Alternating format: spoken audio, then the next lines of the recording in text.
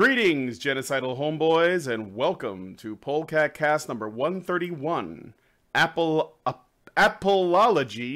get it, to the status quo, where our stealthy polecats ferret out the best feels, funnies, and what the fucks to discuss Slam Bam Badger style. Mind your spines for the cringe, hold on to your sides for the lulls, and keep your chemo at the ready for this cancer. Today's Polecat panel consists of Max Darrett, Simpsons kin, and definitely not that giant chicken that Peter Griffin is always fighting in the Family Guy episodes. That would be too meta anyways.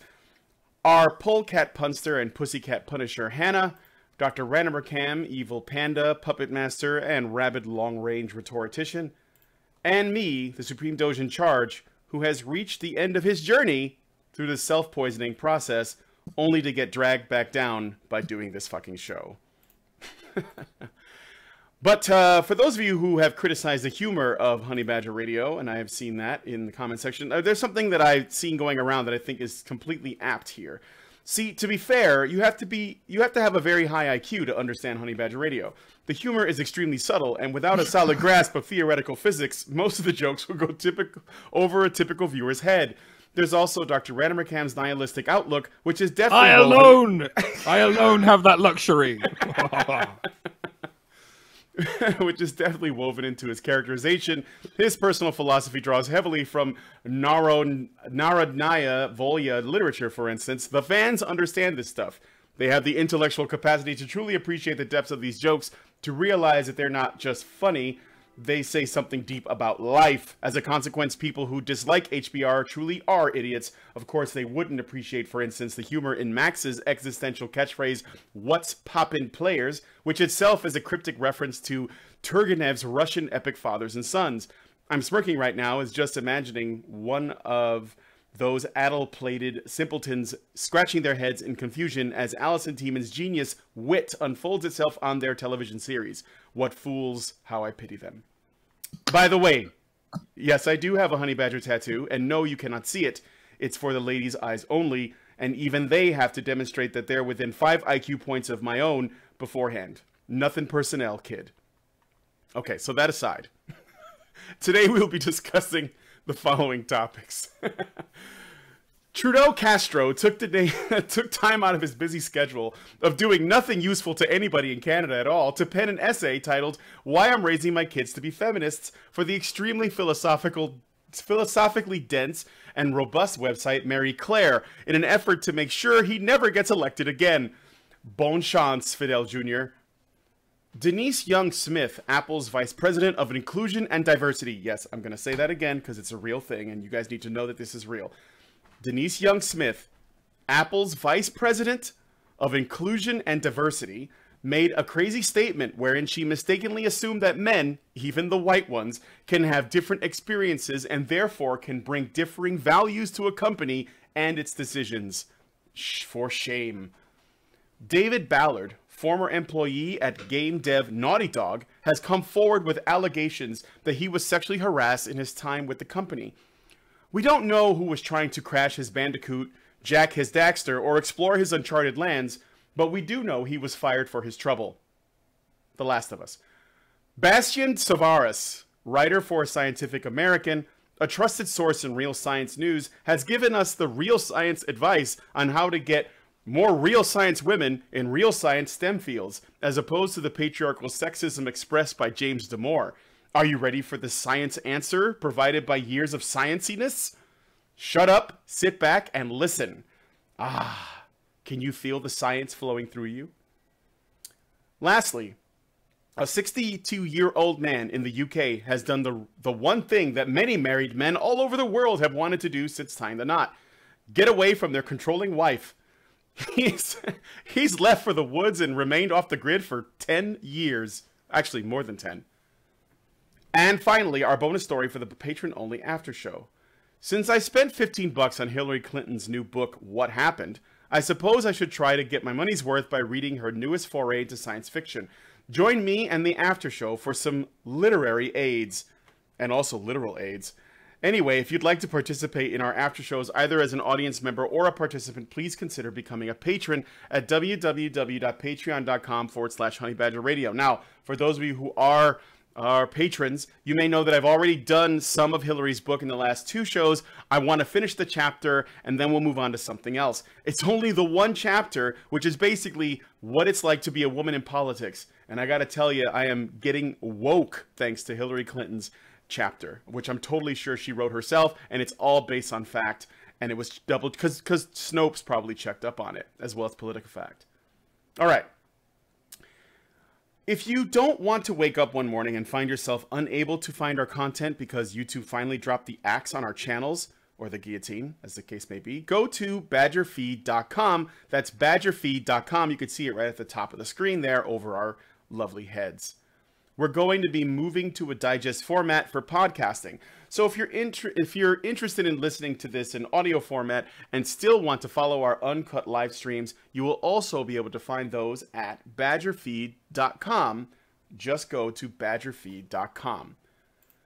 All right, I've done my spiel. I know it was a bit long, probably wasn't that funny, but I thought it was, so fuck you. We're going to go ahead and give the floor over to Max Darrett as he takes us through the first story. Oh, yes. Ladies and gentlemen, just so you know, right before I begin reading this article for you, I'm just coming off of well, let me put it to you this way. You know when you're playing video games and you're about to win a match, but then suddenly your internet cuts out on you? Well, that just happened to me, so keep that in mind just in case I start shouting swear words left and right. So, sometimes when we read the news, we begin to think that North America is a ticking time bomb of stupidity, but, you know, we have to remind ourselves of something very important, and I should remind myself of this right now. Compared to the rest of the world, North America is like heaven on earth. You know, we have a lot of things to be grateful for, especially things we take for granted, like running water, heating, regular meals, that sort of thing. And this is the sort of thing I have to remind myself when I read cheap, lying, no good, brainless, dickless, hopeless sack of shit articles like this. So, last Wednesday, Canadian Prime Minister Justin, misogyny in Islam is just okay, Trudeau penned an essay on maryclaire.com. The essay was titled, Why I'm Raising My Kids to Be Feminists. And here are some choice quotes. And I don't say choice like Ferris Bueller says choice. Choice. Anyways. All of us benefit when women and girls have the same opportunities as men and boys, and it's on all of us to make that a reality. Our sons have the power and the responsibility to change our culture of sexism. Yeah, no shit. Quick reminder, guys. This is the same guy who, when questioned about attending a gender-segregated Islamic event, defended himself with the following quote. The fact is, the values that define Canada include respect and openness towards our full diversity. Indeed, understand that diversity is a source of strength, not a source of weakness, yada, yada, yada. By the way, I quoted that directly from him, and all the uhs that I put in there are when he said the uhs. Yep. With that quote in mind, let's move on. Here's another one. Feminism is the knowledge that when we are all equal, all of us are more free. What? Except for Muslim women, because I'm desperate to not be seen as a racist. I'm speaking from his point of view, supposedly. By the way, I want to note that Honey Badger Radio is currently gathering their information about this essay from The Guardian. And I have to say, The Guardian did more of a critical job than I would have anticipated. Check this quote out. As his government approaches 2 years in power, however, it has been criticized for failing to transform Trudeau's pronouncements on gender equality into concrete actions aimed at addressing the challenges facing Canadian women.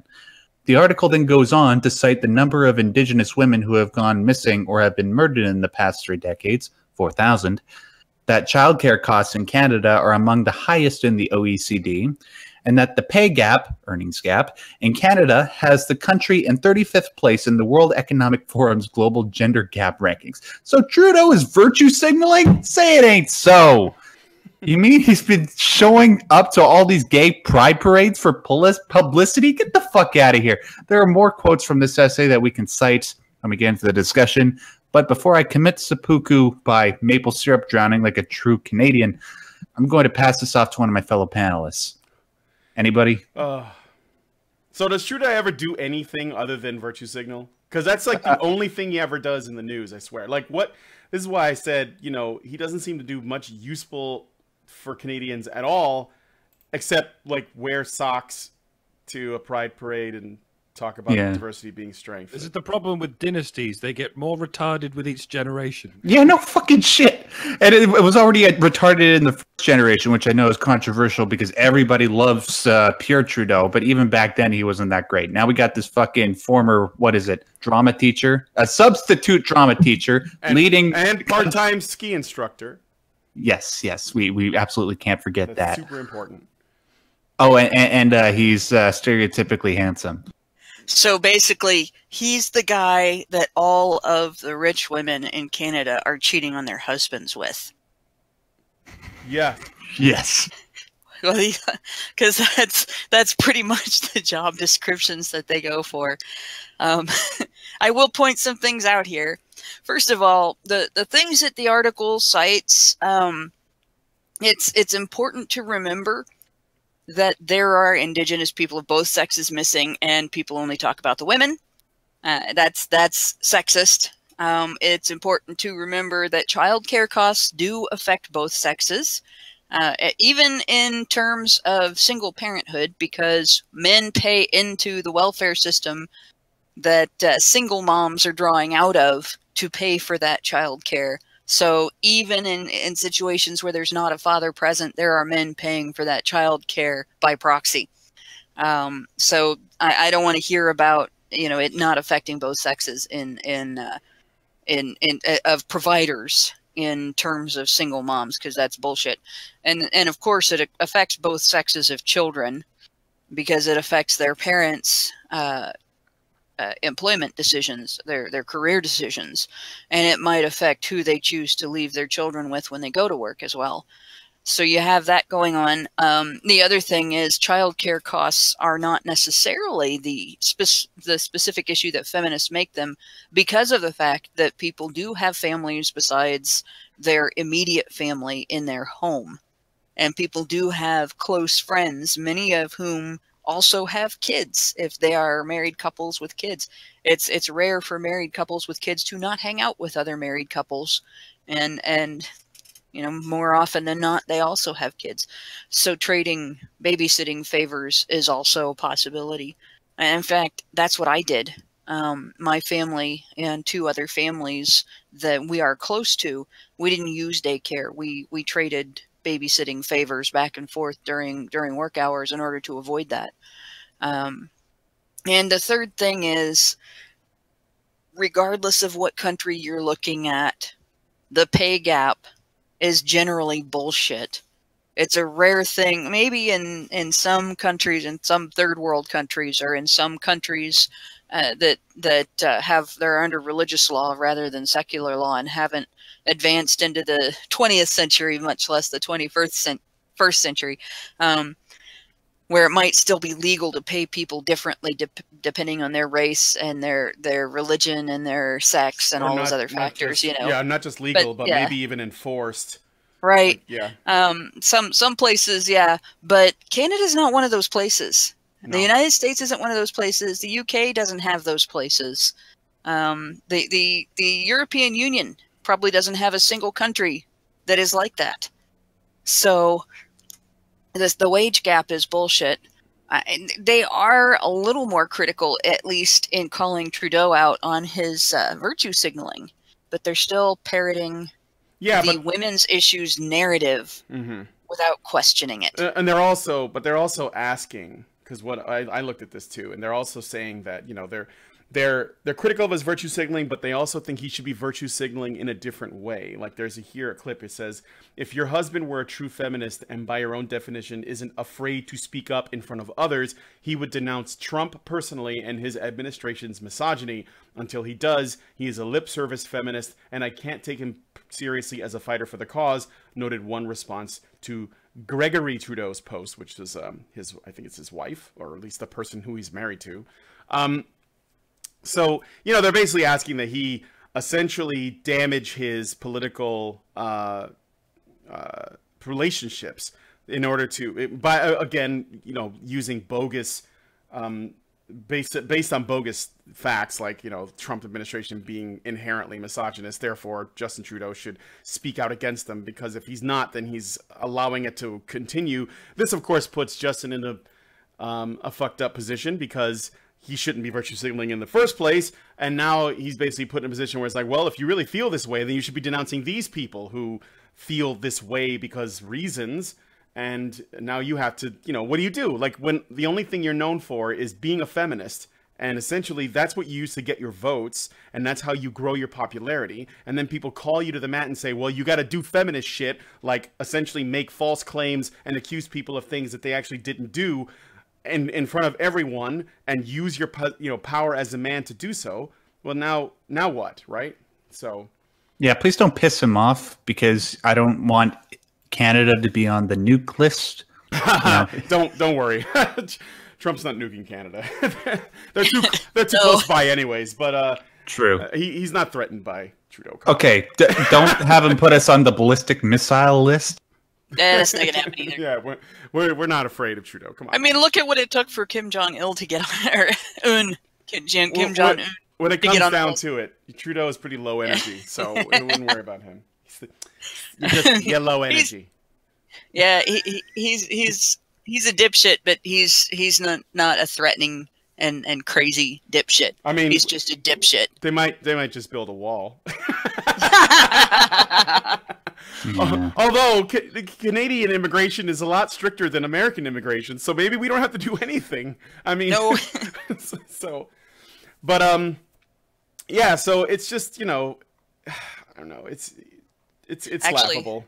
But for that matter, going into Mexico, not going out of Mexico, but going into Mexico, Mexican immigration is stricter than American immigration too. Oh yeah, it's stricter than Canadian immigration. I think Mexican immigration is the strictest. But you know, we can't talk about that. To be honest, then you'd have to, like, I don't know, have principles and standards to measure things by.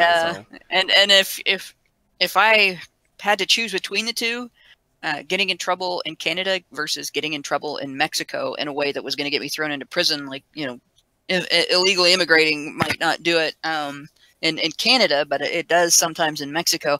I'd much rather end up in a jail in Canada than in any jail in Mexico. Yeah. Just for the record. Well, on the plus side, guys, only, 2 more years of this guy? 2 more years? Potentially. Until the next federal election. I have a feeling, I don't know, like, you know, what the opinion of the Canadian people is, but I have a feeling that he has worn out his welcome. And that that you guys are probably going to see a serious shift in I mean, that's my guess, though. I don't know, because the thing is, what got Trudeau elected in the first place? The only thing I can figure is his you know, classically handsome looks, the fact that he looks like Fidel Castro, and suspiciously so, but nothing like his father, and the fact that he walked around saying he's a feminist and he knows how to fall down the stairs, and that's basically the only thing I know about him. You know, I mean, when he grows facial hair, he looks like a musketeer. That's basically the extent of what I know about him. So yeah, and his father was Pierre Trudeau, which a lot of people hail as one of the greatest Canadian prime ministers ever, even though I disagree with that fact. His father. His father. His Faja. He doesn't look anything like his father, but it's ironic that he's now the guy that married women go off to fuck. He's the Mick Jagger of his generation. You could be your own father. It's like Fry. Oh, he's his own grandfather, but yeah. So I guess I don't know what else to say. So you know, it's empty, but I thought it was worth sharing because I thought it was funny. And again, we're talking about the feminists eating each other. I actually wouldn't mind seeing Trudeau try to criticize the Trump administration, but I doubt it, because at the end of the day, you know, Canada and America need each other. So he's not going to damage that. You know, we got to make deals. We're going to make so many great deals, but he's got to be willing to play. So let's move on to the next story. Unless there's anybody's final thoughts on Justin. No? Okay. Nice hair. Yeah, it is pretty nice. Apple diversity vice president apologizes for so-called controversial statements. So, Denise Young-Smith, Apple's vice president of inclusion and diversity, attended One Young World Summit at Bogota. While sitting on a panel, the topic of diversity at Apple came up, for some fucking reason, in discussion. Smith said, quote, "I focus on everyone. Diversity is the human experience. I get a little bit frustrated when diversity or the term diversity is tagged to the people of color or the women or the LGBT or whatever, because that means that they're carrying that around. Because that means that we are carrying that around on our foreheads. And I've often told people a story. There can be 12 white, blue-eyed, blonde guys in a room, and they are going to be diverse too, because they're going to bring a different life experience and life perspective to the conversation. The issue is representation and mix and bringing all the voices into the room that can contribute to the outcome of any situation. So I focus on everyone, but I also focus on allies and alliances because, to DeRay's point, there's an incredible amount of power in those who have platforms or those who have the benefit of greater representation to tell the stories of those who do not. So whenever we can accomplish that, then that is a win for everyone. And I think that is something that people, that we all tend to, particularly those who protest things that we are fearful about, we can all win in this story. And so that's what I try to focus on at Apple, end quote. The part of her statement that ruffled feathers had to do with saying that 12 white men can be diverse because of their life experiences. After receiving blowback, Smith sent out an email to all Apple employees apologizing for her wrongthink. In her email, Smith said that, quote, "Last week, while attending a summit in Bogota, I made some comments as part of a conversation on the many factors that contribute to diversity and inclusion. I regret the choice of words I used to make this point. I understand why some people took offense. My comments were not representative of how I think about diversity or how Apple sees it. For that, I'm sorry. More importantly, I want to assure you, Apple's view and our dedication to diversity has not changed," says the VP of Diversity. "Understanding that diversity includes women, people of color, LGBTQ people, and all underrepresented minorities is at the heart of our work to create an environment that is inclusive of everyone. It is unfortunate that we are going to continue to see the tech world dominated by identity politics." This is not part of the quote, by the way. "While companies continue to seek diversity of skin color, sexual orientation, and whatever other categories they can muster, at this rate, diversity of thought will continue to remain out of reach." That statement's a load of bullshit. Which one? The one that you put out after when she got the blowback. Mm-hmm. Because her thoughts were obviously very well articulated and were well thought out considering her position. She knows exactly what she was saying, and I absolutely agree with her. More kudos to her for understanding what's truly important when it comes to diversity in terms of trying to put forward good products within a company. Not that, okay, look, when it comes to diversity, if you can have more women, more people of color, more LGBT, if you can have that, great. That's absolutely fine. But just what is most important when you're trying to run a company? You're supposed to be trying to put out good products, trying to get as much money for your stockholders, for yourselves, et cetera, et cetera. Mm-hmm. Right? And the only people that don't understand that are the people that are going to complain and don't put forward any work whatsoever, which is the type of people that complain about what she said. And it really pisses me off because she's a good example of the type of system that I think we would all like to see, right? And she still has to bow down to this type of bullshit. If you really wanted to fix things, you know, maybe Steve Jobs should have like got the fuck out of the way as a straight white male and let LaFonda Jenkins like take over the company, and then we probably would be somewhere closer to the right kind of tech industry company that invented the iPhone. Maybe. Who the fuck is LaFonda Jenkins? Somebody I made up that's probably real and probably in tech somewhere. And quite related to Leroy Jenkins, yes, obviously. Quite. But you guys gotta know that Anderson Cooper and Eminem have exactly the same life experience because they're both light-haired white men, and clearly they would bring exactly the same knowledge, beliefs, and understanding to the table in any given business, and therefore they're interchangeable. Well, they are both. You could replace one with the other. Like, yeah, no, there is that. But I mean, obviously, you could just replace Anderson Cooper with Eminem, and Eminem would do the same style and quality of acting. I can't really call it reporting, but as he does. And obviously, if you replaced Eminem with Anderson Cooper, he could keep up. He could say all the lyrics to all of Eminem's songs. Anderson Cooper, have no problem. Yeah, he'd probably do all right. Yeah. I think Eminem would have an easier job doing Anderson Cooper's job. Just he'd rhyme. Read the propaganda. Yep. You're good. He'd do fine. He'd make stuff up just as quickly as Eminem does, and so on. Except for when he's criticizing the president, and then apparently he can't do it right anymore. But yeah, no, there's no difference between those two guys at all, right? I mean, actually, and women who are attracted to one, therefore, must also be attracted to the other. Just saying. I mean, both of their brains are dead weight. They're both trying to keep their heads on straight, but they can't figure out which Spice Girl they want to impregnate. Oh, and Dr. Dre comes along. Sorry. And they're both exactly the same as Richard Gere too, because his hair wasn't really all that dark, and now it's really not. So clearly, they're all interchangeable. You should make the same jokes about those other two guys as have been made about Richard Gere. In fact, I encourage everybody to make those jokes to Eminem's face, just to hammer home the fact that they're really the same guy in different bodies, because all white men are interchangeable.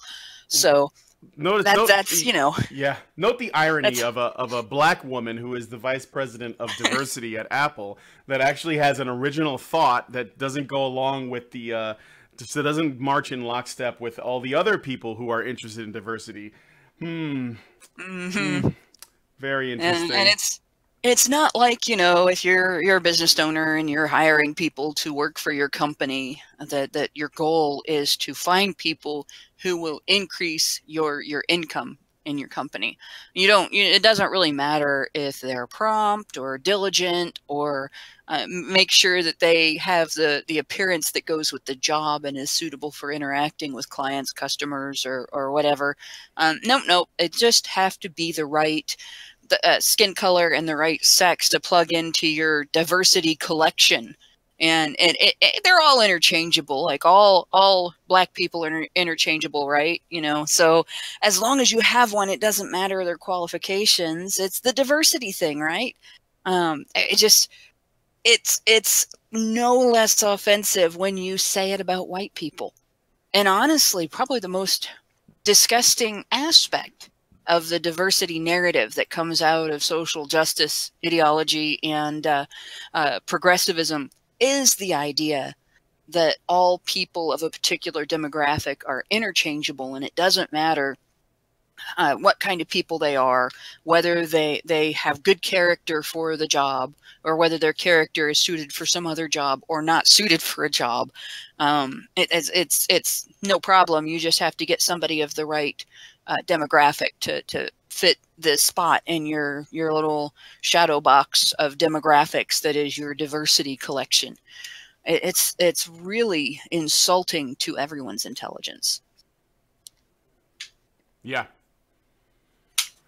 I can't add much to that, except stop apologizing to these people.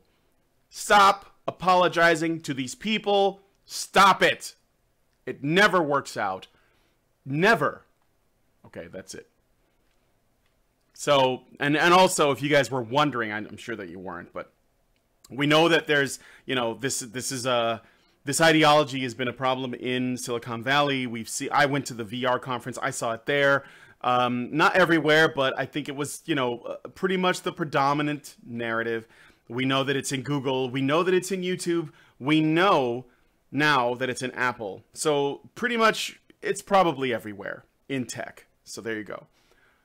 I am giving him the knife hand. You can't see it, but I'm doing the knife hand. Stop apologizing to these fucking people. Stop it. In fact, I bet if somebody is completely unapologetic and they stand up for what they believe in and they have integrity and they say, no, I said this because I believe this, I bet your sales will go up. Because I think the reason why they back down, especially the people in these industries, is because they're afraid it's going to hurt their bottom line and they're responding to threats that it's going to damage their market. It's not, guys. I can guarantee you it's probably going to improve. If Twitter took a stand, they'd probably get more users. and then things are now, where it's basically like almost all bots and ads, and then a few people shit posting. So just stop apologizing. All right, next story. Naughty Dogs at Naughty Dog.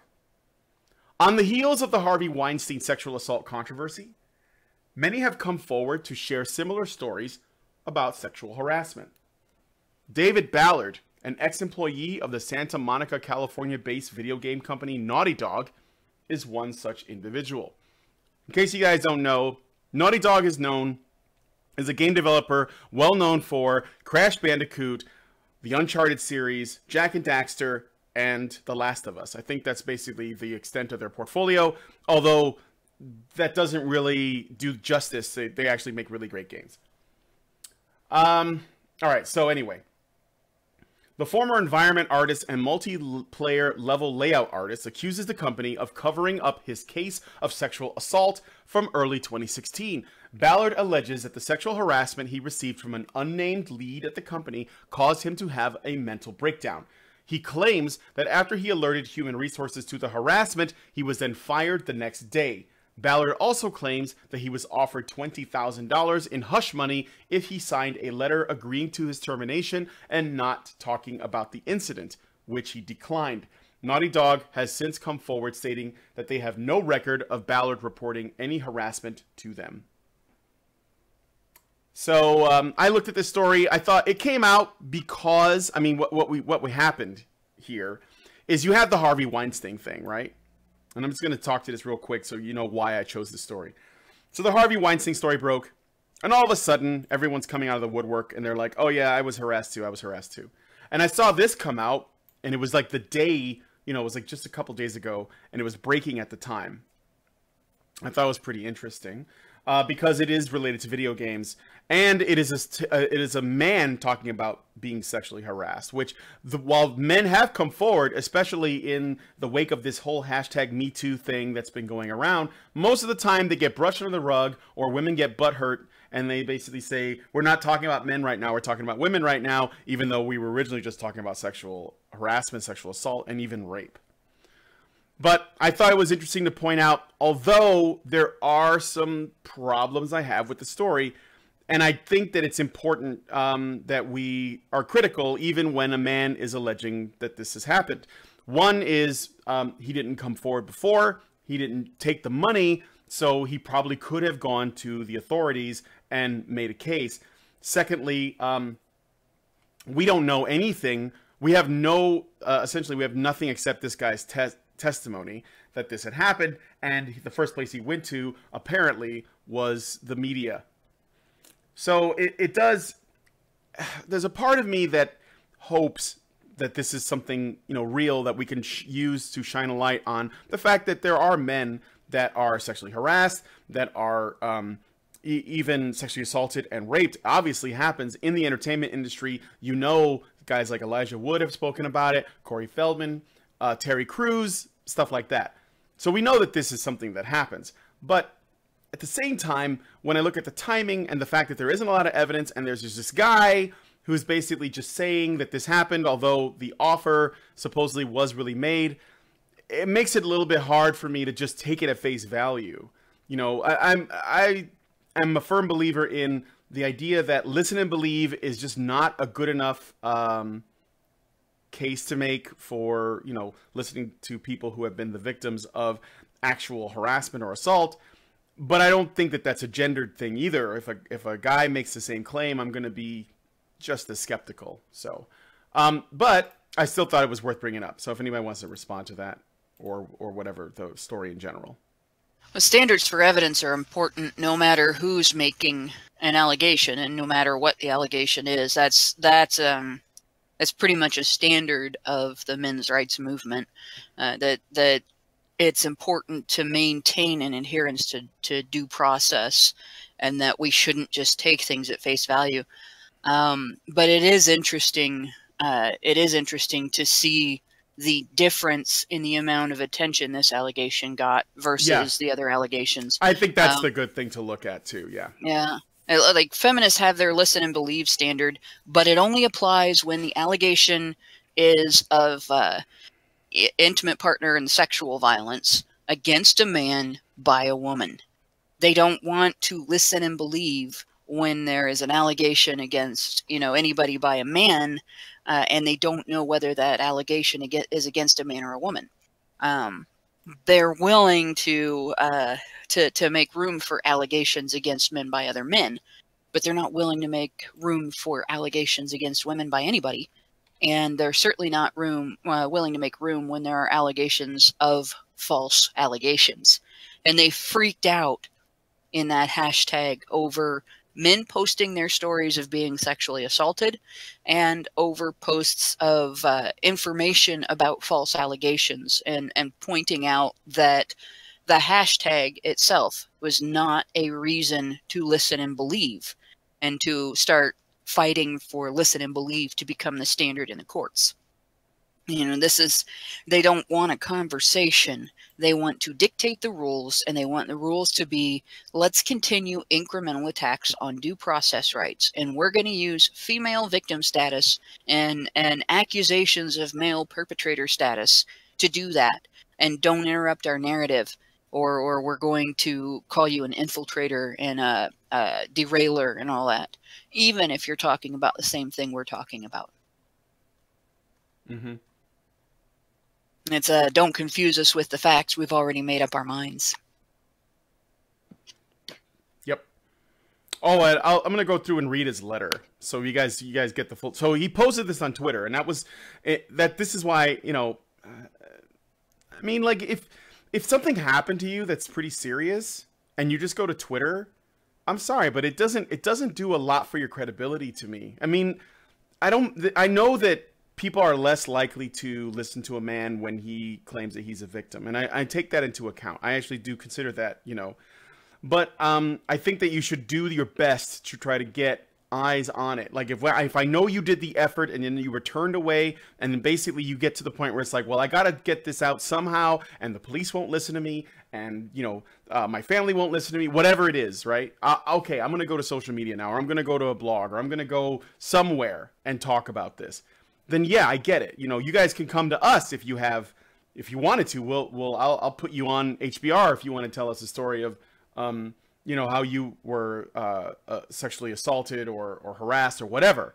But if you just go to like social media on Twitter and you just put it out there and you're just participating in a hashtag or something, even though it's shitty that people would turn you away because you're a man, or they say, oh, you're a man, you liked it, or whatever, or they try to figure out how they can blame men, like, oh, was it a man that did it? Because if it is, then we can have a conversation, whatever.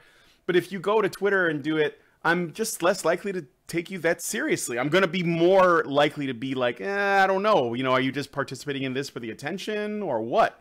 Because it did get this guy an article put on PlayStationLifestyle.net, and likely other places as well. So I don't know. But here's his letter on Twitter. In late 2015, I was sexually harassed at Naughty Dog by a lead. My work environment became extremely toxic afterward. In February of 2016, I had a mental breakdown at work, and Sony PlayStation HR became involved. When I told them about the harassment, they ended the call and fired me the next day. They cited the company was moving in a different direction, and my job was no longer needed. So this is the first paragraph. A couple things here. This happened in late 2015 when he was sexually harassed. Then in 2016, he had a mental breakdown. This is what he says at work. And then Sony PlayStation HR became involved. And then he told them about the harassment, and then they fired him the next day. But there's a little bit of context that might be missing here. First off, we don't know if the only thing he told them about was a harassment. We also don't know if he was just like an employee that was a handful to begin with. And Sony was just like, this guy's not bringing us as much value as he is trouble.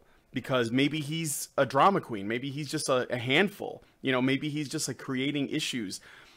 But I don't know. Like, there's just more to it. This is why I find this a little bit odd that he would come now, talk about this, and then say, oh, obviously this stuff is all connected. Like, in 2015, somebody sexually harassed me. And then I didn't say anything, I guess. And then in 2016, I had a mental breakdown at work. And then Sony sent me home. And then they fired him the next day. when I told him about my sexual harassment. So that all, I don't know that those things are necessarily connected, but it looks like he's trying to connect them. Then he says they tried to silence me by offering me $20,000 if I signed a letter agreeing to the termination, as well as to not discuss it with anyone. Well, what do you mean, discuss what with anyone? That's another thing I'm unsure about. Is he talking about the harassment, or is he talking about everything involved? What if he's just, again, a troublesome employee? I've had them. People who just create drama, and then when you try to correct them with disciplinary action, they try to figure out how to get you in trouble. They try to get you in trouble for things like discrimination or whatever. I know because I've seen it. I declined to sign. We have been unemployed for, I have been unemployed for 17 months since. When interviews ask why I left Naughty Dog, I say I was burned out by the crunch, ashamed to get to the root of the problem of being sexually harassed. So he had been in interviews, and he used the opportunity. He didn't take the opportunity to say this is what happened. Again, I'm not victim blaming here, but I think that there's, something to consider when somebody didn't actually go to the proper place to deal with the issue, even if you are a man. And I know that it's harder, but I think that it's still important to follow through, because the longer you wait, the harder it is to get, I guess, justice, if that's what you're looking for.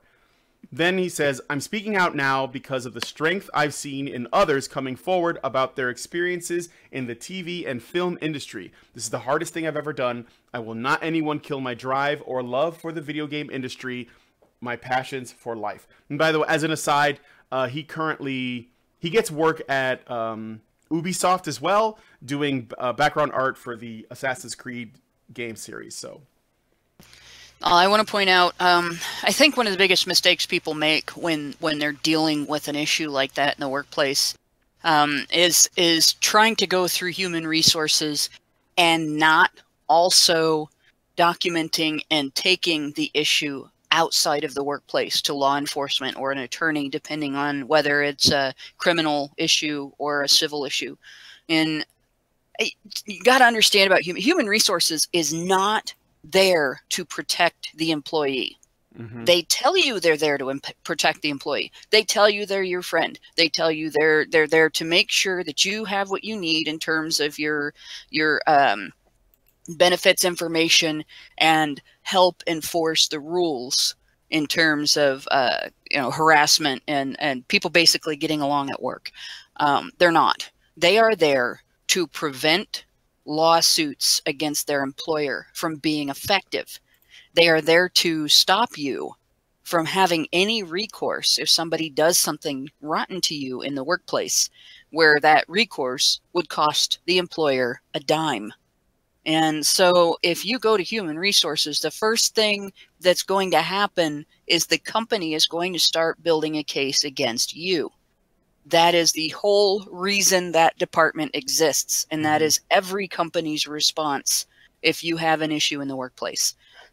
So with this guy's experience, I'm not necessarily discounting specifically because he didn't go outside the workplace, because that is actually a common mistake. Men and women both do it. Mm-hmm. It does bother me that he blasted it all over Twitter, but didn't, and the internet at large, but didn't seek any legal recourse. And I think if they canned him and then they offered him money and he didn't take it, then he could have gotten something. Like if he actually had a case, thing is, right? If they offered him money, one way that he could prove it would be to release that letter. Mm-hmm. And it may be that they showed him a copy and didn't let him take the copy. It's possible, because I've had employers do that to me, not under this exact circumstance, but under similar circumstances, with communications that, had I been able to show them of other people, would have looked very bad for the employer rather than for me. But if he received a communication from them that refers to this letter, or that it includes the letter or anything like that, making that public would prove his case right there, because they wouldn't offer him money if he hadn't reported something, and that's basically his story. Now, like if as a for the listeners, if you go through something like that, like he's describing, you've got your employer has somebody that is mistreating you, and it's a way that you know is illegal. The first thing that you should do, just like if you were trying to protect yourself from a false accusation, is start documenting. Your documentation is key to everything. Document in a journal, save communications. Even if you can't record, anything that you can document, any paperwork, anything. If somebody texts you something inappropriate, anything like that, keep it, save it. And then if you get into a situation where it becomes bad enough at your workplace that you can't deal with it, and you have to deal with human resources, you take copies of your documentation in, and you take copies of your documentation to either the police or an attorney, depending again on whether it's a criminal or civil issue. And don't deal with just human resources ever, because you're screwing yourself if you do. Adopt the Honey Badger radio motto: record everything. Yeah, record everything. I wish that was always an option in the workplace, but there's a lot of people that work in areas where they can't have a recording device with them. Yeah, right. Like when my ordeal happened at a convenience store, and well, actually I had two ordeals, so they both happened in retail. And I was not allowed to have my cell phone on my person. I was not allowed to have a tape recorder on my person, and it was company policy that I couldn't record in the store. So I would have been violating company policy, and under some circumstances, the law had I tried recording people.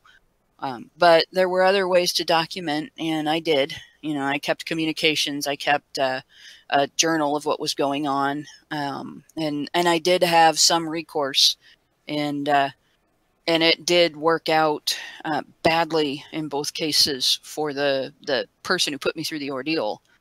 Because in both cases, it ended up reflecting very badly on her, each of the two women that did it. But yeah, this is one of the things I learned from my ordeal is there is no insignificant communication. There is no insignificant communication or anything when you're dealing with a situation like this. Mine wasn't sexual. There's lots of ways that you can make someone's work environment inhospitable, but you definitely, the most important thing out of all of this to take with you is that you document everything and you involve outside authority immediately. And HR will tell you that you don't need a lawyer. Don't listen to HR. Yeah. Yeah. It was something else I was going to say. Oh, yeah. If you guys that are watching think that I'm being too harsh, just let me know in the comments. I am considering everything, and I think that's the reason why. And I've worked in retail myself, and I think that's the reason why I'm a little bit suspicious, because I've worked with men and women who have essentially tried to play the victim card to get their way when the only thing they were guilty of is being bad employees or just being people who are very difficult to work with. So I don't want to say that this is the situation here, but all I'm getting is one side of the story. And I think it's more, if anything, we could also just focus on the thing that Hannah pointed out, which is the reaction to men who come forward and talk about their experiences, which is often dismissal. Actually, in fact, Hannah, I don't know if you have plans on talking about it, but do you want to talk about the Me Too thing on Thursday? Or do you have something else in mind? Yeah, I've got something else on Thursday. We're continuing the discussion from 2 weeks ago. All right. I guess the main thing that my big takeaway from the Me Too discussion was, or Me Too hashtag, was that it was started for the purpose of promoting the listen and believe narrative.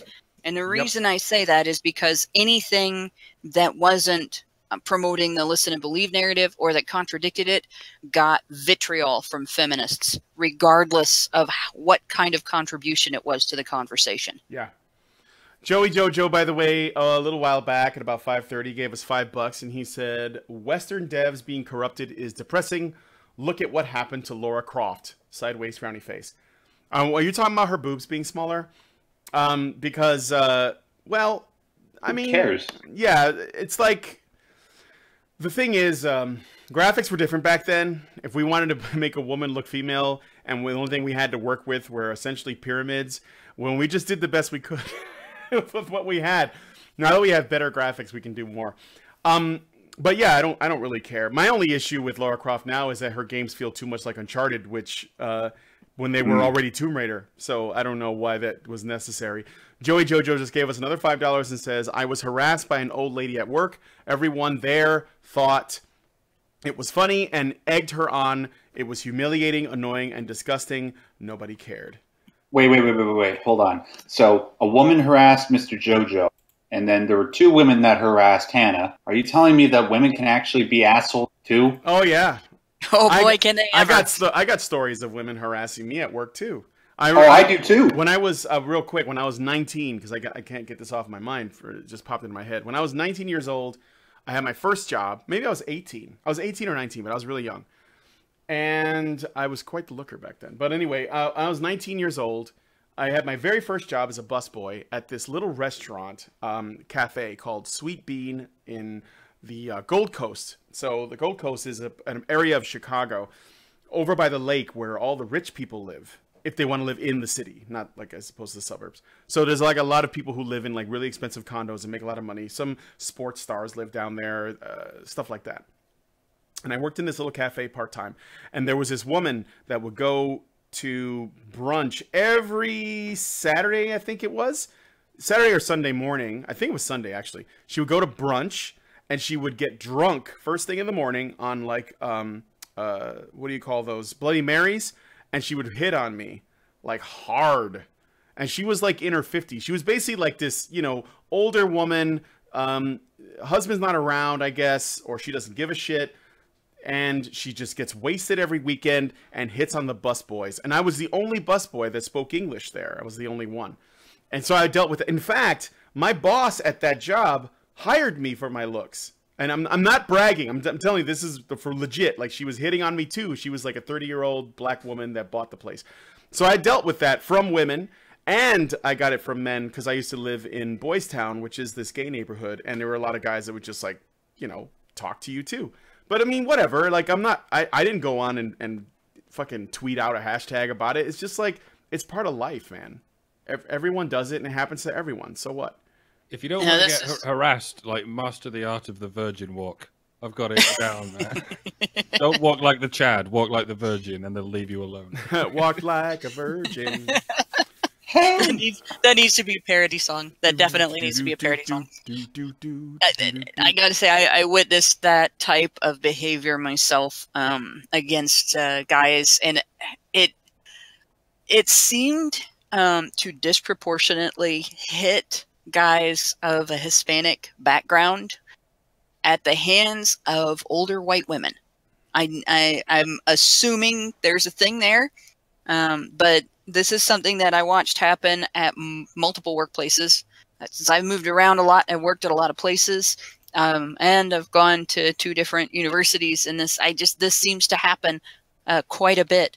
Older white women hit on it's nutty, and I'm like, geez, I'm gonna get old, and I'm gonna develop a sudden attraction to just specifically, guys with a Hispanic background, but. No, this I noticed, and then I also noticed tall guys, really little old ladies will be absolutely scandalous toward tall guys. And there was a young man that I worked with that for a short time that, like, he couldn't wait on an older woman in the store without getting either hit on or having an inappropriate comment made that would turn him beet red because you didn't expect an old lady to talk that way. And so this is like, you're like, grandma, you know, and this guy was maybe, well, I guess he was about 24. So it's a common thing. It's not a one sex thing. And I wanted to repeat, what I went through at the workplace was not sexual harassment. I had 2 female managers, 2 separate workplaces that did not know how to exploit a competent employee's willingness to let their competency be used to make the manager look good. So what they did instead is anytime I did something better than they would have done it, or I knew something they didn't know, or I looked really good for something I did in front of the district manager or the regional manager, and they didn't think of it.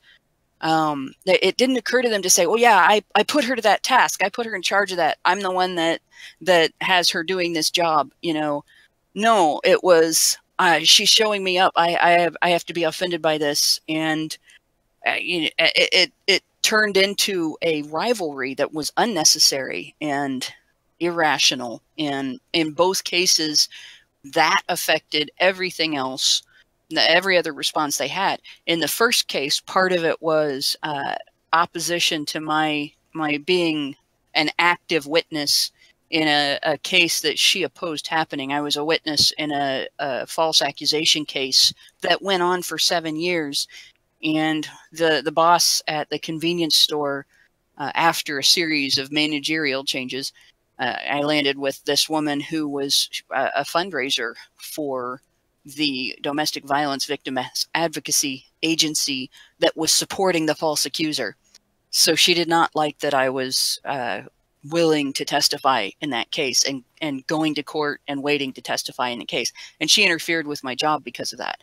The second one actually violated our work safety policies in relation to us not getting robbed when we were making the nightly cash deposit, and got caught. And the reason she got caught was because I didn't violate the policy, and she held it against me for the rest of the time we were there, and she actively worked to get rid of me. So both times it was ego, not a sexual thing at all.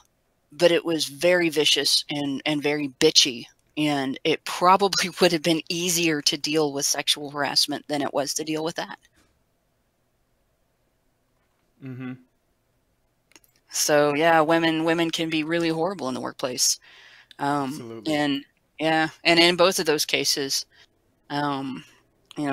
like I said, the lesson that came out of it was document and involve an outside agency, because your workplace, your union won't even help you with stuff like this in a lot of cases. If you work in retail, don't expect your union to help you with a case like that, because they don't care. So you have resources, guys. You don't have to deal with this crap. And there's very comprehensive ways that you can make sure that you get justice for yourself. Mm-hmm. And in fact, familiarize yourself with the Equal Opportunity Commission's page on harassment law. Yep. If you Google search it, it'll come up. But it's I put the link in our chat, and if we want to have it in the low bar, it's available to put in the low bar. All right. A couple things before we move on. One, send us a tweet at honeybadgerbite, or you can just send it to me at Zanamaru, Zanamaru. I want to know what a virgin walk looks like. So hashtag virgin walk. Send me something. Describe it, or maybe send a GIF. I don't know. But what does a virgin walk look like? That's first. It's a meme, yo. It's a meme? Oh no, I haven't seen the meme. No. Yeah, there's parodies of it all over Twitter. Oh, well now I'm virgin walk and someone as the Chad walk. Oh, the Chad walk and the virgin walk. It's only a couple of years old, but it's gaining some steam. Wait. Look up virgin walk. You'll find it. Have you ever seen Monty Python's Flying Ministry of Funny Walks? Silly Walks? Ministry of Silly Walks? Yeah, that's the virgin walk. or it's the Alpha Walk. I don't know. Yeah, I guess. John Cleese probably crushed some ass, especially after that skit. But so that was the first thing I wanted to say. The other thing before I move on to the next story. Oh shit. I'm losing it and it's gone. Never mind. I smoked too much. So let's move on to the next story. So how STEM has failed women. In a Scientific American blog, Bastian Suarez advises what men can do to get more women in STEM. Shut up, sit back, and listen, he says. Quote, in other words, pay attention to women who have stories to tell about how STEM has failed them and learn how you can make a difference. End quote. As we already know, women are the minority in STEM positions. But unlike Savaras, most of us aren't disheartened by this fact. As a man in STEM, he blames himself, as he and other men have the obligation to step back, shut up, give women space, and listen to them. He argues that women are interrupted more than men, and that to help solve the problem of less than 50-50 gender split in STEM, men should both listen more and check the gender breakdown of the authors they read. I'm all for checking for bias, especially in scientific work, as is what the author of this article believes he is doing. However, I'd argue that he is adding a bias by prioritizing a person's gender over their merit. In order to be objective, you cannot look at men in STEM as the problem. Your premise is wrong. I suggest asking why some more, without your sexism glasses on. Probably the worst thing you can do in an effort to encourage women to go into any area that like STEM, requires accountability, a willingness to recover from mistakes by learning and changing and adapting and reevaluating rather than, you know, taking it personally and getting frustrated and quitting. You know, any area like that, any area where the sake of the challenge is your sort of your motivator, and the fact that you're in it to learn new things and create new knowledge and discover things that people didn't already understand, you know, figure things out people didn't already understand, build things, make things, and so on. Your whole reason for being there is sort of the antithesis of being coddled. Mm-hmm. If you want to encourage women to go into that type of environment, coddling them is the worst thing you can do. Don't coddle ambitious women. It's stupid. You push them. It's yeah. And like, encouragement is all good, but push them in ways that hold them as accountable as you would hold a man. Yeah. You know, and this is something that, like, feminists are demanding something that is actually counterproductive to women going into STEM. It's counterproductive to women succeeding in life. The idea that we can't handle being told that we don't know what we're talking about when we're talking about something that someone else knows more of. The idea that we can't handle being told that we got something wrong, or that we have to try again, or that something isn't working. You know, that's bullshit. It's ridiculous. It's insulting to both sexes, and it's not productive. And it's not going to achieve the stated goal. It's going to do the opposite. It will reduce women in STEM because it'll reduce their ability to succeed in it. And it'll also tear down STEM because it'll create an environment in which the accountability factor and the challenge factor will become viewed as toxic when they are the thing that drives those professions forward. I got to get in here real quick. Some people in the chat are basically saying that there's a lot of lag in the YouTube one. I'm monitoring it. It's not showing any interruptions, but the Twitch stream is way stabler. So go to Twitch TV, to twitch.tv/honeybadgerradio. If we get everyone migrated over to Twitch, that would actually make me happier anyway, because I'd rather not even rely on YouTube. So just go to Twitch. If we get enough people, I'll make that the primary platform eventually. But yeah, go to twitch.tv/honeybadgerradio. Make that the place you go. So just go to Twitch. It's going to work better. It's going to be, that was the thing I wanted to say before and I forgot about thanks to Weed. But just go there and you'll have a much stabler internet connection. And to add on to what Hannah said, one other thing. I would definitely go with all of that. I agree with everything that she said. And I would also add that if you do all that and you don't have a 50-50 split, male and female in STEM, stop fucking worrying about it. It's not because of something that you're doing. It's because women are not interested. Women have the ability to make choices, and they're just going to choose what they want. And it just so happens they don't tend to go into STEM. It's just and the ones that do should definitely be measured on their merit and not be put in there because vagina. They should be in there for the same reasons that men are. You know, it reminds me of the film Whiplash. I'm sure Max has seen that one. It's about not my tempo, Brent. Not my tempo. But it's for those of you who painful. No, Whiplash is a movie about a boy who wants to play the drums, and he has this music teacher that's an extreme teacher, like super harsh, right? He is so hard on him, and he treats him so poorly that the boy, determined to essentially to be the best. At first, his whole thing is he wants to please him, and he can't do it. But by the end, he does it for himself, and it ends up pleasing the guy. But it's kind of a painful thing to watch in a way, because you're like, man, this music teacher's such an asshole. But when it's over, you're like, I get it. I understand why, you know. And I was thinking to myself, could and this is like as an aside, could you even make a movie like that with a woman in it, where there's a woman who's trying to do something and she has like an instructor that's so hard on her, and it's not because she's female, it's just because this person has extremely high standards and believes that this person can do it, but they just need to break that ceiling, you know? You could. I think you could, but I don't think that it would be considered okay. In fact, there's one I'm thinking of, and I can't think of the name of it. Cinderella? G.I. Jane? No. Actually, no, it's none of those.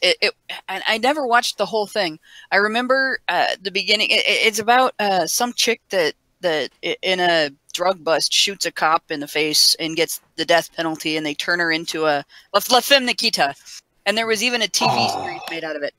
And doesn't she turn out to be a trope because of it? The La Femme Nikita character? Yeah, the character and the style of the character. But she was supposed to have this no, you know. Oh, Click Accept said, no tolerance. Real quick, Click Accept said $1 Million Baby he thinks could be another example. I never saw it though. Movie. But this was a woman pushing her and everything. So I didn't see the whole thing, but I saw that, and I saw the whole don't sweat the small stuff thing, and no coddling, none of that. Haven't seen Black Swan. David Chan Ho gave us $2 and mentioned Black Swan. Black Swan is basically, I don't know that it's one of those movies, but it certainly is. What's that anime where? I will tell you this. Never mind. If they made a movie of the life story of any highly successful, famous ballerina, it would be like that, because you can't get there without that. That's what Black Swan is. Yeah. Okay. That's like I said, I haven't seen it, but that would be something. That would be one. Another one, gymnasts. You cannot get there without any athlete that really, really made it and really excelled, male or female. Is going to have a story like that. There's going to be someone in the background pushing them that gives no fucks about their excuses. And that's just par for the course. No pun intended. Well, actually, pun intended, since that is a golf reference. But I wanted to point out on the YouTube thing, heaven forbid there be lagging from a website that has 50 algorithms out there to censor everything as it's going through. Obviously, that wouldn't slow anything down at all. Apparently, Twitch puts up ads like while you're watching or some shit. So apologies for that. We need to get Twitch Prime. Maybe we should do that. I don't know how we can take off the ads. I'll talk to Allison about it though, because I think if Twitch is going to work better and more reliably, we should just do it there. I mean, there's more people probably. Well, no, YouTube is #1, but Twitch is like #2, I think, in terms of where people go to watch videos. So. Yeah, and honestly, I agree with ditching YouTube, because it's killing itself at this point. It's slowing itself down. It's treating its users that the site made an agreement with everybody, and then on basically a whim. Whether it was under pressure or not doesn't matter. On basically a whim, without any consultation or input from the users at all, they basically fucked everybody over. Especially the small channels, because they're demonetizing everybody or limiting everybody's monetization without recourse. Because if you don't get 1,000 views a day, you can't even get considered for having that undone once it happens to your channel. So why use YouTube if we don't have to? They're pretty much a dying platform at this point for anybody that isn't, you know, making fluffy kitty videos or in political lockstep with Google. I notice this is not happening to feminist videos. I've got some videos that are demonetized that are responses to feminist videos. The videos I responded to are not considered controversial, and they're not considered inappropriate for advertisers, but my responses to them are. So that tells you they're taking a political side right there. Yeah. Sorry, excuse me. Is that the extent of your commentary? Oh, okay. No, sorry. I had to cough right after I saw. I just had a big dinner while we were recording. So, yeah, Bastion, if you are such a... I'm not even going to make the pun. Bastion, if you're such a well of great knowledge, explain something to me here, okay? At one point in our history, in the history of the planet, the majority of jobs, not just in STEM, but all jobs, were held by men. Then, can you guys hear me? Yep. Okay, sorry, my connection just dipped there for a second. Then, thankfully, thanks to feminism back when it was actually accomplishing great things, women started to go into various different aspects of the workplace. They went into most of, and even into science. Like when it comes to biology and nursing, you see women everywhere.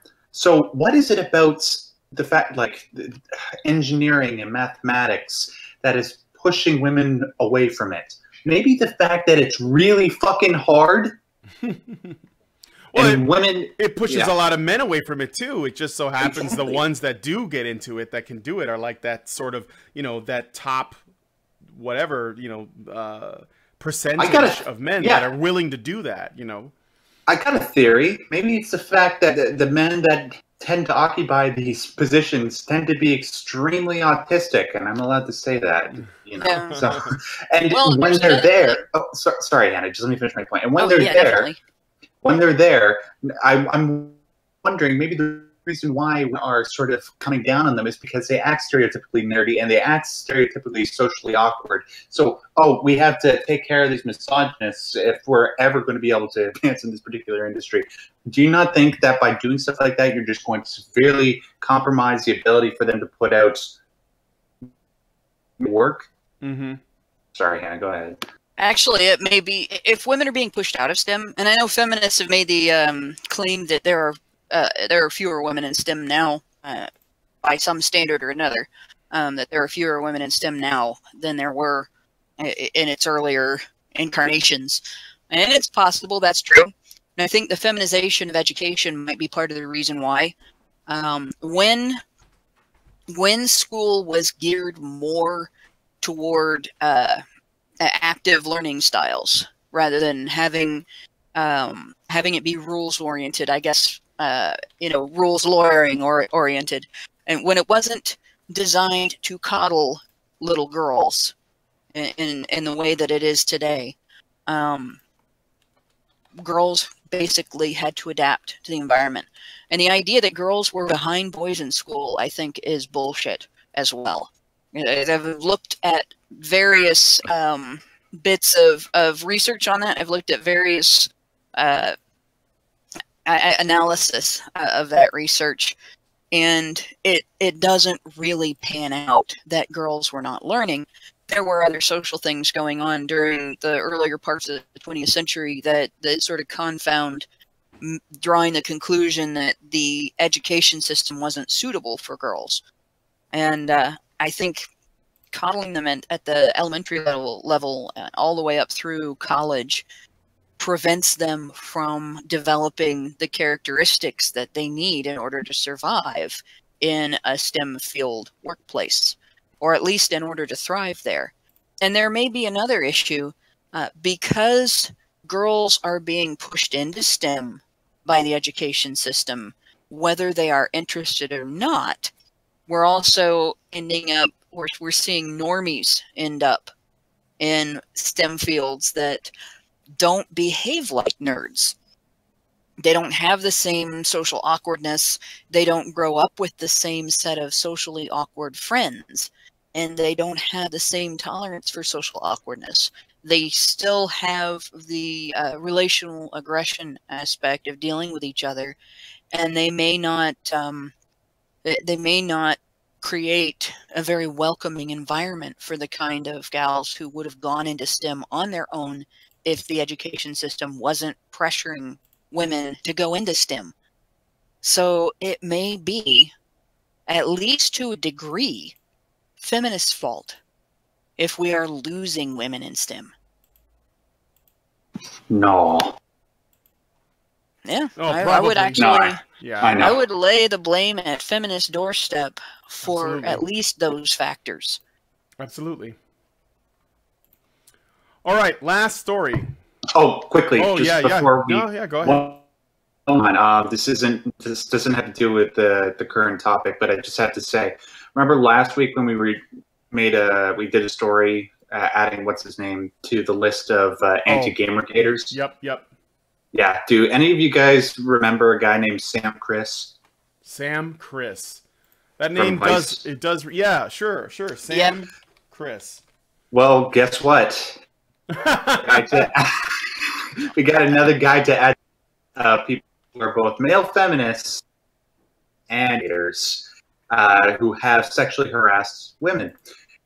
Sam Chris from Vice has been misconduct by another woman he previously dated. Kriss, right? Sam Chris, Yes. Vice, yeah.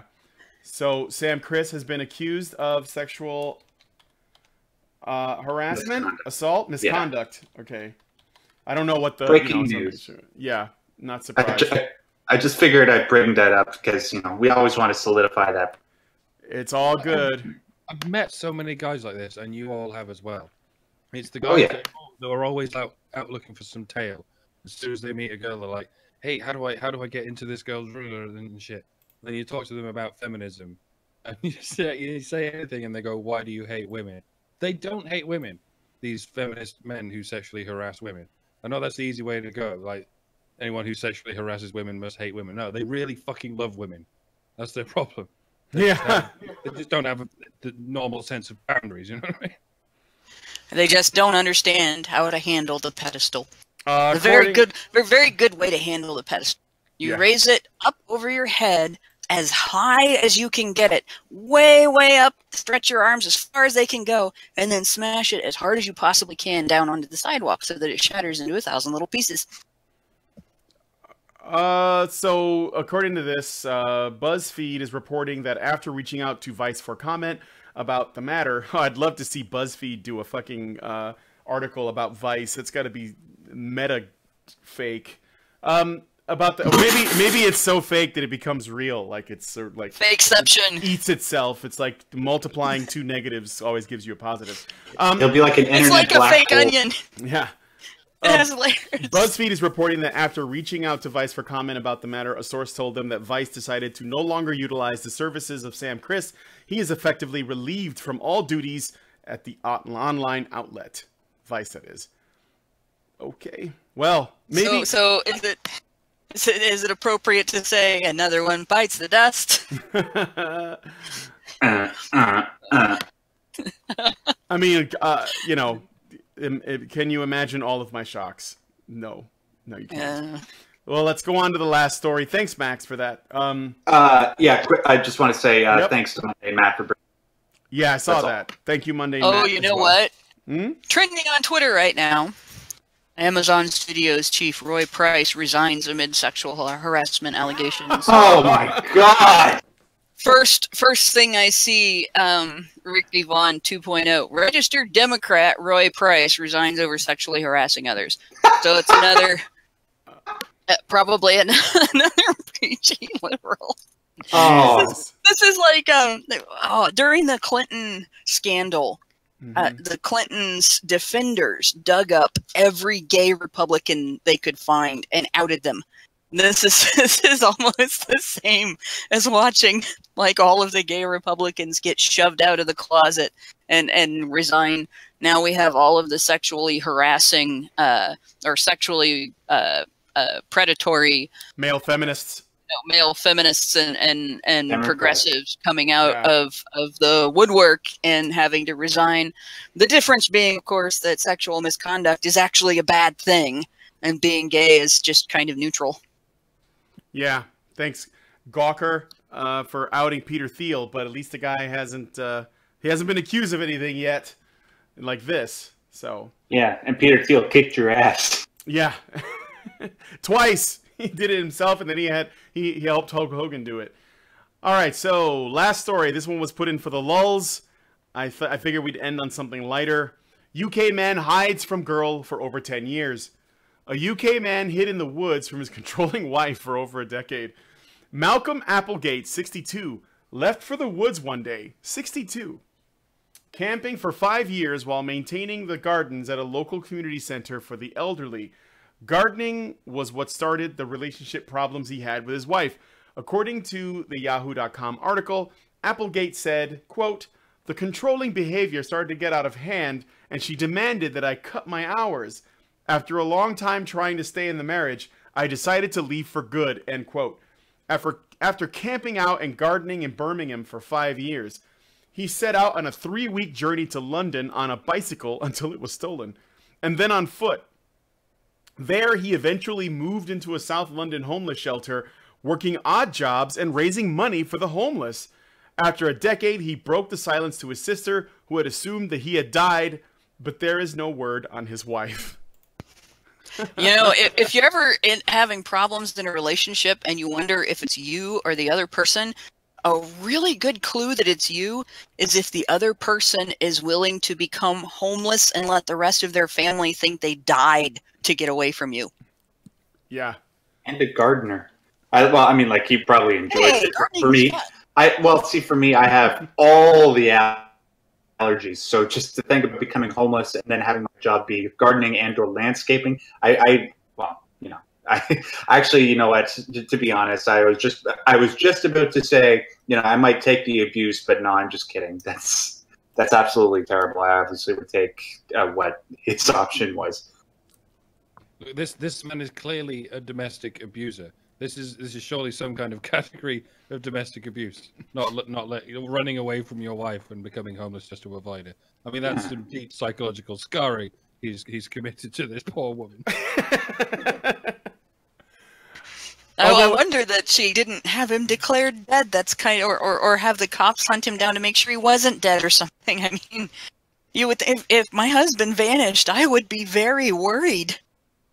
Yeah, I don't know. I mean, there's not a whole lot of other details. But I do find it interesting that a guy at his age, when he ran away from home, apparently did a lot more constructive stuff. First off, he managed to survive out in the middle of nowhere for 5 years, off the grid with nothing. Then kudos. It's at his age too. Then he goes into a homeless shelter and ends up helping out there. So he's working jobs and raising money for the homeless.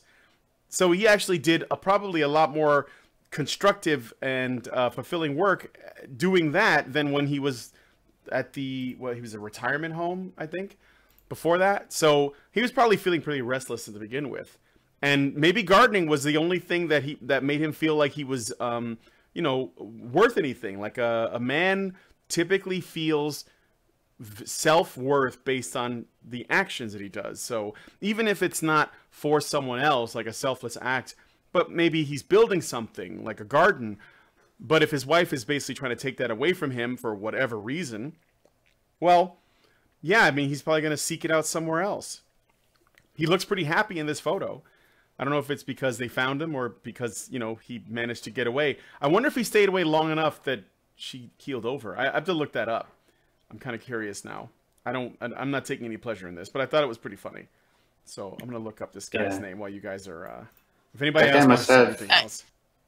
Just of interesting note, and the reason I caught this is because there was actually a scandal in a local community in Northern Ohio that was around a guy with the same last name. This guy's name, Applegate, is the perfect name for naming a scandal. After a garden. Where has he disappeared to? Applegate. Hashtag Applegate. Hashtag Applegate. And speaking of hashtags, I've been sort of scrolling through this Roy Price thing. A user, Josh Kaplan, has posted a picture of Roy Price and Harvey Weinstein together at Park Hyatt Hotel on June 6, 2017 in New York City. So apparently they were at least a little associated. So yeah, this is interesting. I guess there's much more to see about this. I haven't seen any other confirmation of Ricky Vaughn 2.0's assertion of his political affiliation. It's not being reported, but there are several news sources reporting on the story, so maybe one of them will report that. Hopefully a good thing that comes out of this whole Hollywood scandal is that something will become unearthed. We start to see this, I don't know, underground network of people within Hollywood that use their power and influence to sexually harass innocent people, or if not that, maybe something like the supposed underground pedophile ring that has been alluded to by what's his name, the guy from the Lost Boys. Yeah, Corey Feldman. Yeah, Corey Feldman and Elijah Woods, that sort of thing. Yeah, the bad thing is there's not a whole lot of mainstream press investigation of this, and there's a lot of also Sean Young. There's a lot of Demi Moore whack job investigation of it mixed in with legitimate like investigative reporting type investigation, and it's very difficult sometimes to sort through the whack job stuff and the legitimate stuff. But so you hear about things like the Pizzagate controversy, and it gets dismissed immediately because there were whack job things that came out of that. But there were also legitimate things that came out of that, and there were legitimate questions that came out of that aren't being addressed because everybody highlights the whack job stuff. And Anonymous has referred to this as well. And I mean, they've got a whole project regarding not just Hollywood and American politician pedophilia, but worldwide wealthy people pedophilia and politician pedophilia that they've been addressing. So yeah, it's a big thing, and it does exist, and it is a serious issue. But I don't expect the mainstream media to address it until they have no choice. And I have a suspicion that it's probably when the mud splatters or when the shit splatters, the media is not going to be clean. By the way, to follow up on this Malcolm Applegate story, I have some other quotes. So he was in an interview. He said, "I enjoyed my life, but when I heard about Emaus," I hope I'm not butchering that, I'm not really sure. It's a place, I suppose. "Through a fellow runaway, I knew that it would suit me better. I went to Emaus Greenwich for an interview and moved in almost immediately. Malcolm, who contacted his wife to let her know he was not dead, had also lost contact with his sister during the 10 years he spent sleeping rough, and she feared that he was dead before they were reunited when he found a new home." He added, quote, "It had been years since I'd last seen her, and in that time she had been to all of the Salvation Army hostels in the South trying to find me." He's talking about his sister. "I think she assumed I was dead. I wrote her a letter once I was settled in Greenwich, and she phoned me up in floods of tears. We now have a great relationship again." Malcolm now works at Emaus, doing a range of odd jobs, and uses his spare time to raise cash for homeless charities in the area. He added, "My day-to-day involves working in the shop for driving the vans. I'm not fussy what jobs are given to me as long as I'm working. In my spare time, I enjoy doing sponsored walks for other homeless charities. My recent walk through London raised almost £300 for Street Souls. Not bad for a man in his 60s. I'd like the people who donate to Emaus to know that I'm grateful for being given a second chance at life. I have a lovely room, I'm able to work, and I can still lead an active social life. I love it here. My life is officially back on track." So, sound like an awesome dude, Malcolm. I'd love to meet you one day. Yeah, I'd like to hear like what about that whole story. So pretty interesting. I actually find it really interesting that it's a guy at his age was not satisfied with things the way they were and just wanted to do something useful. And I guess this is actually bringing him a lot of fulfillment. So it's almost like men do good things. Like they when they feel useful, they can be powerful. Anyway, unless there's anything else, I guess we wrap up the show. It's 6:31. This is exactly when I wanted to end it. Are there any other thoughts anybody has on any of the stories or anything else that we've talked about? Okay, I'm going to take that as a no. Well then, with that being said, we're going to go ahead and wrap up the show. I want to thank you guys for joining us on the Polecat Cast. We're going to go into the after show where I'm going to be reading from Hillary Clinton's new book, What Happened, for as long as I can take it. I'm just going to try and get through the chapter. And if you guys want to be a part of that, you know what to do. Go to Honey Badger, the Patreon. Sorry, wait, what is it? Yeah, patreon.com/honeybadgerradio. And become a patron. A few bucks gets you into the Discord. A few more gets you part of the show. So you can join us in the after shows. And it is a good time there. We have lots of great people, a lot of regulars. So yeah, do that. Also, as far as Twitch goes, I noticed that some people are asking how they can do super chats in Twitch. I don't know. We may have to turn those on. I'll talk to Allison about it. She manages the accounts. So, but we will have it ready for next time if there is a way for us to do so. Maybe we need a certain number of subs. Sometimes it's like that. I know YouTube's like that. So anyway, want to thank my co-panelists, Mike, Hannah, and Max, for coming on the show today. And I want to thank you guys, especially for tuning in and watching. We'll see you guys on the next Polecat Cast.